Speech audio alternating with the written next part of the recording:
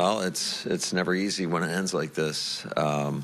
Give Philly all the credit. I thought they certainly were the better team tonight, but I thought our guys competed. It's just, when you come into somebody else's house against a really good football team, you can't start the way we did. And to fumble the opening kick and then them turn it into a touchdown and be down 7-0 from the jump, it was obviously too much to overcome. But I appreciate the heck out of our guys in that locker room. Those guys show up every day with a great attitude, great energy, and compete. And I thought our guys competed to the final whistle, to tell you the truth. I thought defensively, we played winning football. It's just offensively and on special teams, we had too many mistakes. And you can't overcome those against a really good football team. So give Philly all the credit. They deserved it, but I hurt for our guys because, like I said, there's a lot of energy and work that goes into this thing, and it should hurt because there is so much time and effort that goes into it. But hopefully we can use this as fuel to have a great offseason and come back next year ready to rock.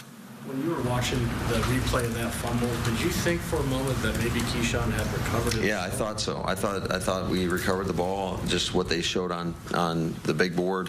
What I was hearing from our guys upstairs, I think Connor Lewis is spot on majority of the time, and they all thought it was our ball, but obviously the league felt differently. So.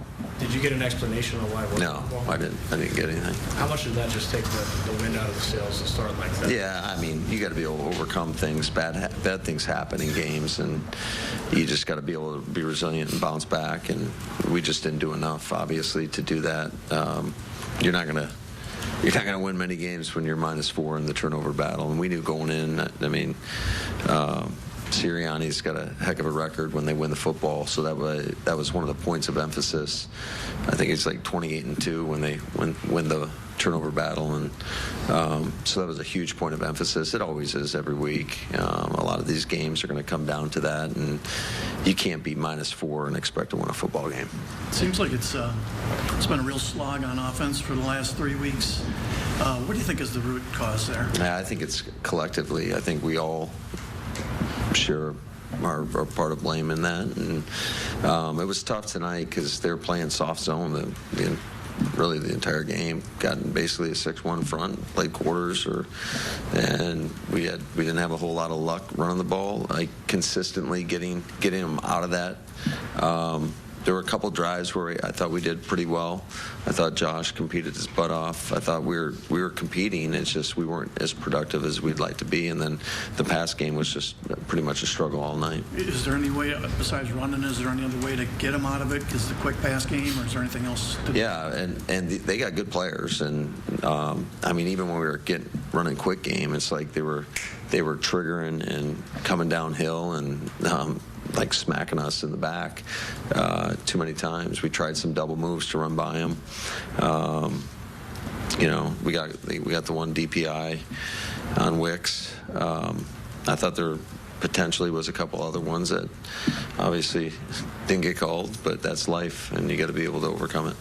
What toll do you think these slow starts had on you guys this year against these good teams? And I know it's not just one thing, but why do you think you were able to fix it? I think that's going to be a great reflection point this offseason, because obviously if we had the answers, it wouldn't have been a problem. And for it to come up multiple times is disappointing. And, this is one of the best defenses in the league, so they give them some credit as well. And they played better than us, bottom line. Was there anything you thought you could hang your head on in the passing game when you were coming in here? Yeah, there was a lot of things that I thought we were going to be able to hang our hat on. And, it's unfortunate. There were a couple times where we had guys open, and, when a ball gets batted at the line of scrimmage, it just,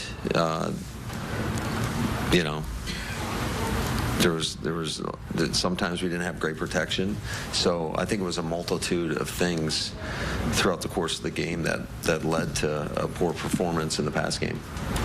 Matt, I'm sure you got to go back and look at it, but on the interception that Jordan threw right before halftime, I mean, it looks like he hit some right between the numbers, but did they trick you? Did somebody have some? No, what we did, we made an adjustment on one of our plays, and in quarters coverage, it was a bad adjustment for us. So we chipped the tight end, we put him over the ball. The hole was there to go where he went.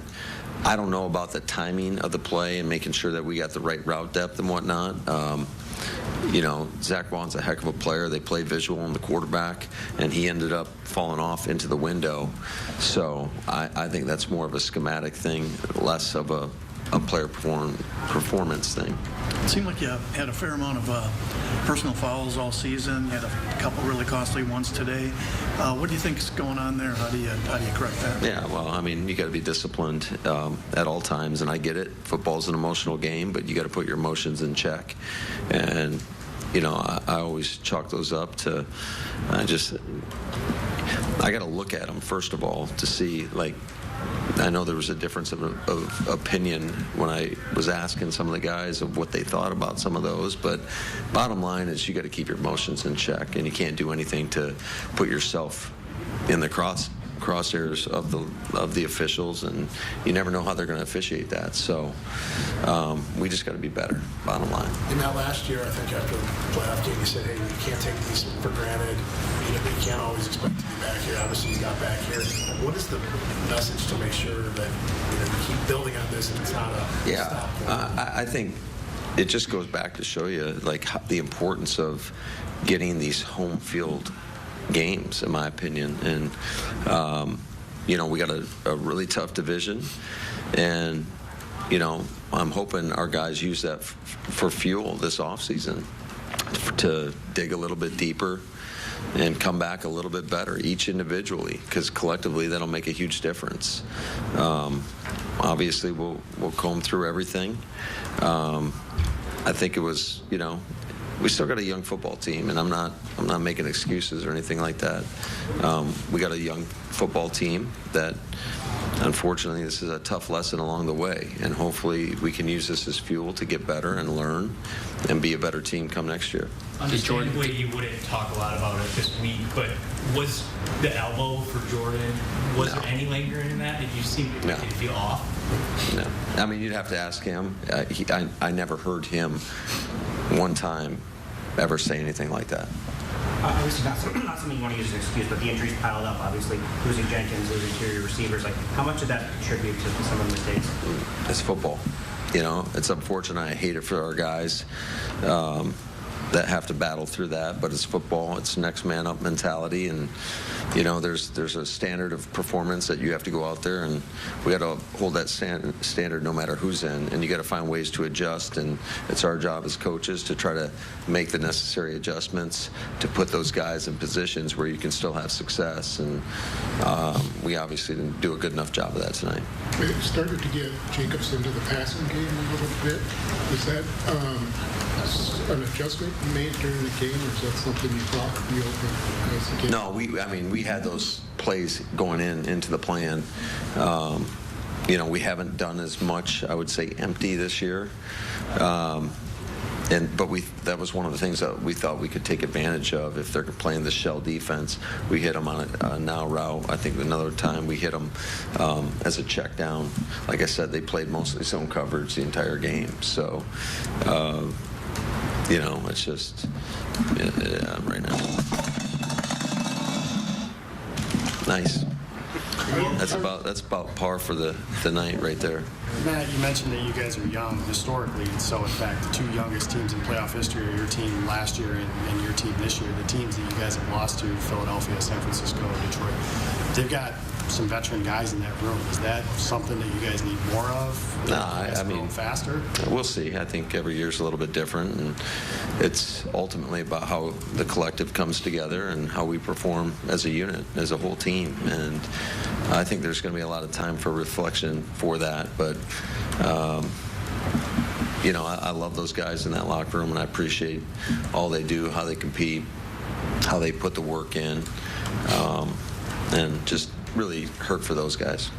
Matt, have you had a chance to talk to Roman?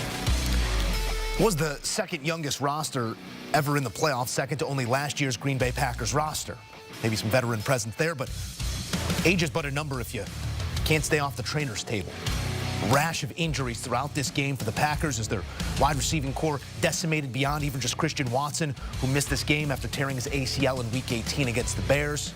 Heartfelt thoughts go out to Elton Jenkins and all of these injured. Obviously, Jenkins in a contract year, playing a ton of snaps for this team. Excuse me, that being Josh Myers, the center, who's due for a contract and now dealing with looked to be a lower leg or ACL injury.